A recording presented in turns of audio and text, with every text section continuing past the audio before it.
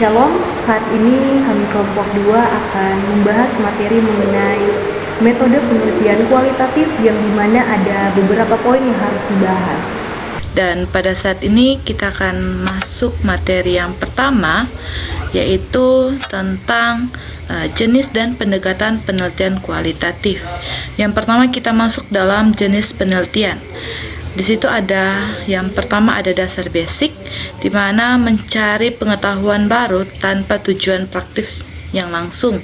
Yang kedua ada fenomenologi, yaitu memahami pengalaman subjektif individu terhadap suatu fenomena. Yang ketiga ada verifikasi, yaitu menguji kebenaran teori atau konsep dalam pendidikan. Yang keempat ada deskripsi, di mana menjelaskan suatu fenomena atau situasi secara sistematis. Yang kelima ada eksplorasi. Di situ menemukan pengetahuan atau masalah baru. Yang keenam ada etnografi, di mana menganalisis kehidupan dan budaya suatu kelompok. Dan yang ketujuh ada studi kasus. Di situ mempelajari suatu kasus secara mendalam dalam jangka waktu tertentu. Dan yang kedelapan ada penerapan, di mana mengaplikasikan pengetahuan dasar untuk tujuan praktis. Dan yang kesembilan ada metode historis, di mana merekonstruksi peristiwa masa lalu dari sumber data sejarah. Dan yang kesepuluh ada naratif, di situ menceritakan pengalaman individu dalam bentuk cerita. Yang ke-11 ada tindakan, yaitu memperbaiki praktik atau proses nyata di lapangan. Yang ke-12 ada evaluasi, di mana menilai keberhasilan atau efektivitas suatu program atau kegiatan. Nah, selanjutnya kita masuk dalam pendekatan penelitian kualitatif. Yang pertama ada studi kasus, di mana studi kasus ini menganalisis mendalam terhadap satu atau beberapa kasus. Dan yang kedua ada deskriptif, di mana menggambarkan sebuah fenomena secara rinci. Yang ketiga ada fenomenologi, di mana memahami makna pengalaman individu. Dan yang keempat ada etnografi, di mana menyelami kehidupan budaya tertentu. Dan yang kelima ada grounded teori, mengembangkan teori dari data yang diperoleh. Dan yang keenam ada biografi, merekam dan menganalisis perjalanan hidup seseorang. Nah, itulah dari jenis dan pendekatan kualitatif. Nah, selanjutnya kita masuk dalam situasi sosial dan sampel penelitian.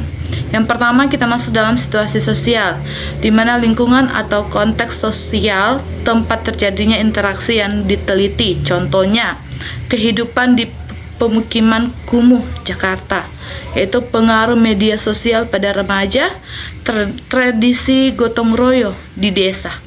Nah, yang kedua kita masuk dalam sampel penelitian kualitatif. Di situ dipilih secara positif untuk memahami konteks. Contohnya, peran ibu. 10 ibu rumah tangga di Depok. Ada tradisi nelayan senior dan tokoh masyarakat. Ada dampak mall, yaitu 8 pedagang kaki lima. Nah, kita masuk pada bagian C yang membahas mengenai sumber dan fungsi data. Ada sumber data, di mana terdapat beberapa bagian. Ada primer. Terdapat beberapa seperti kata-kata yang mencakup wawancara percakapan langsung. Ada tindakan yang mencakup observasi perilaku dan interaksi. Kemudian ada dokumentasi yang mencakup catatan lapangan, rekaman atau foto dan video.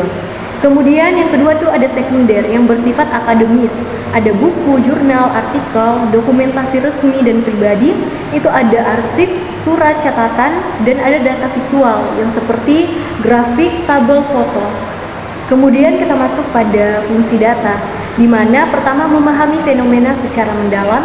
Kedua, mengungkap kompleksitas konteks sosial dan budaya. Ketiga, menyusun atau mengembangkan teori. Keempat, melengkapi penelitian kualitatif dan memberi dasar kebijakan berbasis realitas lapangan. Kemudian kita masuk pada bagian D yang membahas mengenai informan penelitian, di mana ada informan utama. Contohnya ada 3 anggota BPD sebagai sumber data utama.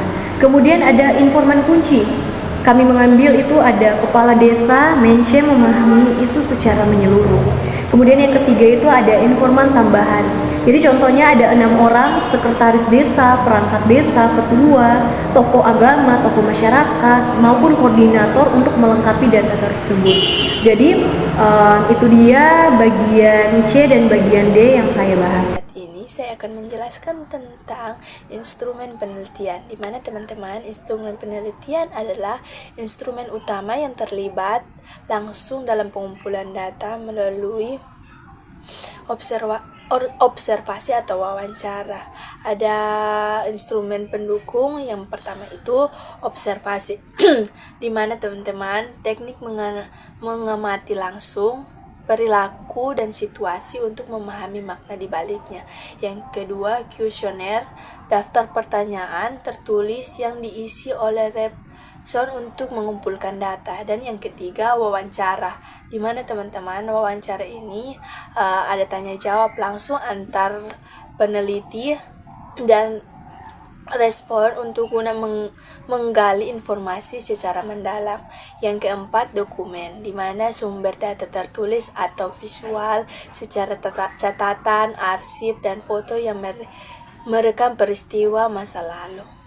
Pada saat ini saya akan menjelaskan tentang teknik pengumpulan data, di mana teman-teman teknik pengumpulan data adalah langkah penting untuk memperoleh informasi yang valid dan relevan dalam penelitian. Adapun teknik yang digunakan ada 3, di mana teman-teman yang pertama wawancara, di mana wawancara ini dialog langsung untuk menggali informasi dan makna dari respon.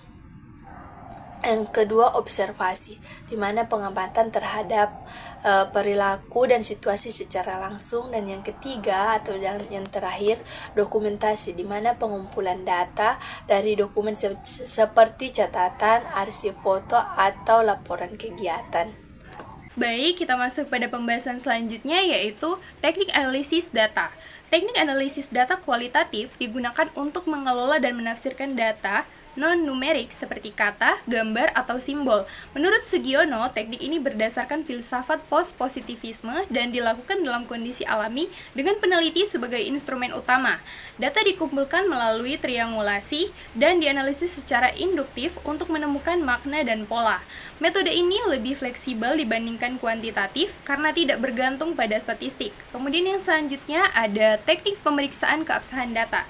Keabsahan data penting untuk memastikan bahwa hasil penelitian dapat dipercaya. Dalam penelitian kualitatif, keabsahan diuji melalui beberapa kriteria, yaitu yang pertama ada credibility, menunjukkan kepercayaan terhadap data yang diperoleh. Yang kedua ada transferability, menilai apakah hasil dapat diterapkan dalam konteks lain. Yang ketiga ada dependability, mengukur konsistensi temuan jika penelitian diulang. Yang keempat ada confirmability, yaitu menunjukkan transparansi proses penelitian dan keterbukaan terhadap evaluasi. Yang kelima ada authenticity, yaitu menjamin keaslian data dan memberikan ruang bagi subjek untuk mengungkapkan pandangannya secara utuh.